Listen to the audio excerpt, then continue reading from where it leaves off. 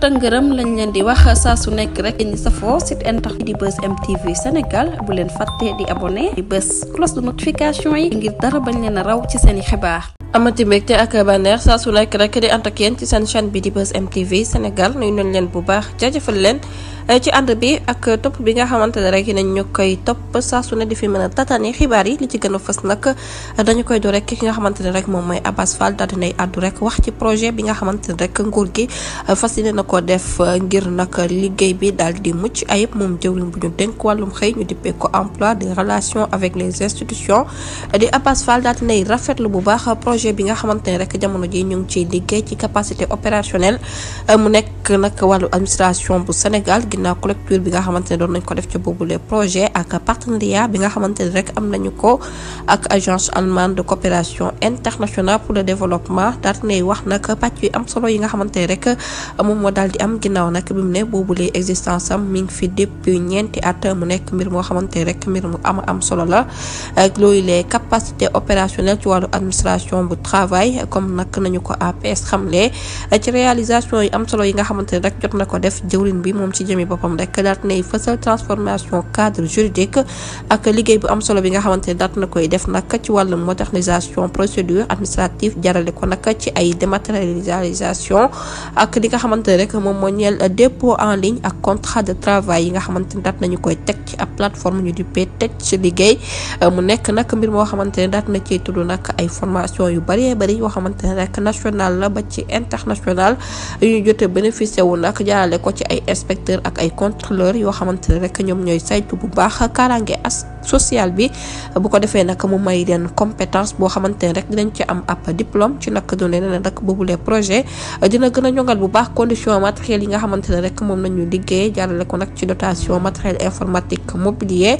ba ci bureau ak ay matériel yoo xamante ne rek matériel de protection la mu nekk mbir mu am solo nee na nag premier secrétaire chargé bu boobu les coopération allemande ci Sénégal di woy ci turu Nina Nebecter daat nay rafetlu bu baax liggéey bu am solo bi nga xamante ne rek jawriñ bu ñu dénk wàllum xëy daat na koy def ak partenariat résultat bu am solo bi nga xamante ne rek am nañu ko ci coopération bi dox ci diggante Allemagne ak réew bi di Sénégal ba tey ci wàllum xibaar bu ñu jógee foofu dañuy daal di wax rek ci wàllum politique di Waly Diouf Bodian daat nay yëkkati kàddoom ne na kii di Thierno Alassane Sall moom ci jëmmi boppam daal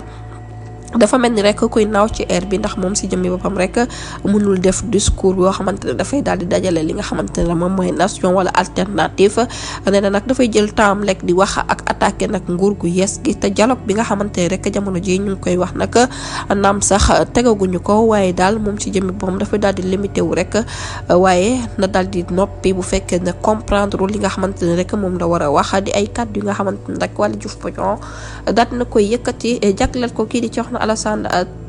Sall ba tey ci wàllum xibaar bu ñu jógee ko foofu nag dañuy àddu rek wax ci audience bu am solo bi nga xamante ne rek kii di madame Yacine Fall daat na koy amal foofu ca diwaan bu Nairobi ci teewaayu président de la République bu Kenya ci cadre tournée diplomatique Afrique de l'Est bu ñu sukkandikoo nag ci ki nga xamante ne rek moom mooy madame Yacine Fall nekk ministre bu ñu dénk wàllu intégration africaine nag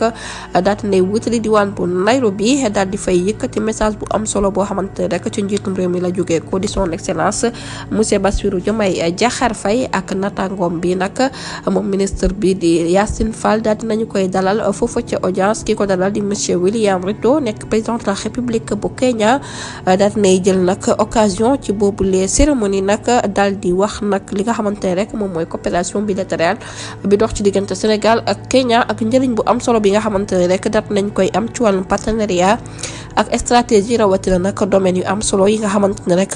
bëgg nañoo ñongal bu baax intégration régionale bi ba tey ci wàllum xibaar bi ñu jógee foofu dañuy àddul rek wutali diwaan bu Ziguinchor fas yéene nañoo ubbi nag aéroport bu Ziguinchor mu nekk nag mbir moo xamante ne rek ne nañu daal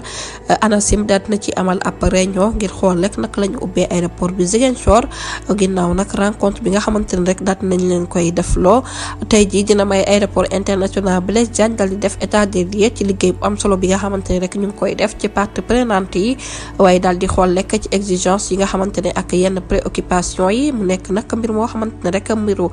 choix d'équipement la ginnaaw exploitation yi nga xamante ne daat nañu koy am nag ci niveau 1 bi ak navigation bi nga xamante ne rek jot nañ ko am ca côté ASECNA yëfi nag ne nañu daal dinañu ko amal niki juillet 2026 mu nekk mbir moo xamante ne rek agence nationale de l'aviation civile et de la météorologie fas nañ cee amal nag ab réunion bu am solo. ba tey nag ci wàllum xibaar bu ñu jógee ko foofu nag dañuy daal di wax rek ci gouvernement bu Sénégal njiitum réew mi son excellence ci gouvernement bu Sénégal ci teewaayu ki nga xamante ne rek moom mooy njiitu réew mi son excellence monsieur Bassirou Diomaye Diakhar Faye nag niki démb dat nañuy lancé rek préparatif bu 19e édition ñu dippee ko nag Forum africaine sur le système alimentaire bu 2025 bi nga xamante ne rek fas yéene nañ ko amal niki fanweeri fan ak benn ci weeru août ci atum 2025 jëm 5 septembre 2025 ca diwaan bu Ndakaaru ci patronage son excellence monsieur Bassirou Diomaye Diakhar Faye mi nekk président de la République bu Sénégal boobu les cérémonies nag ki koy présider di monsieur Omar Samba Ba mi nekk secrétaire général bu présidence de la République ak ki nga xamante ne rek moom mooy ilimaanu jawriñ bu njëkk bi nga xamante ne moom la fay représenté di monsieur Ousmane Sonko ak ñi nga xamante ne rek ñoom ñooy liggéey ci gouvernement bi ak partenariat bi nga xamante ne rek dat nañu koy am ci secteur agroalimentaire pastoral ak yeneen yi nga xamante ne rek jamono ji nag ñu ngi ci partie prenante bi moo xam national wala international mu nekk nag xibaar bi nga xamante ne rek daal dinañu koy am ba tey nag ci wàllum xibaar bu ñu jógee ko foofu nag dañuy daal di àddu rek wax ci GPS ñoom ñooñu nag faree ca diwaan bu commune bu Bambilor nekk ay ndaw dinañ mobiliser wu nag seen kàddu nekki ëllëg ci dimanche ji moo fukki fan ak benn ci weeru mai ci atum 2025 ne nañ nag bu ko kenn wuute mu nekk nag journée d'invention boo xamante ne rek ci cadre opération maanaam raxas système bi la ñu daal di bëgg rek mooy sensibilisation ak inscription ci coppite yi nga xamante ne rek daat nay am ci bureau de vote yi ak bërëb yi lu ci mel ni garage bu Gorom ne nañ nag fa la ñu koy dooree 10 heures jotee ci naka noonu nag ñu ngay sàkku rek ci ñi nga xamante ne rek ñoom ñoo fa war a ñëw ñu waajal nag seenu ndam jaarale ko ci participation bu ama am solo ci kàddu yi nga xamante ne rek ñoom ñooñu daal di nañ koy fësal ba tey nag ci wàllum xibaar bu ñu jógee foofu dañuy desandi rek ci plateforme bi ñu duppee jubbante nag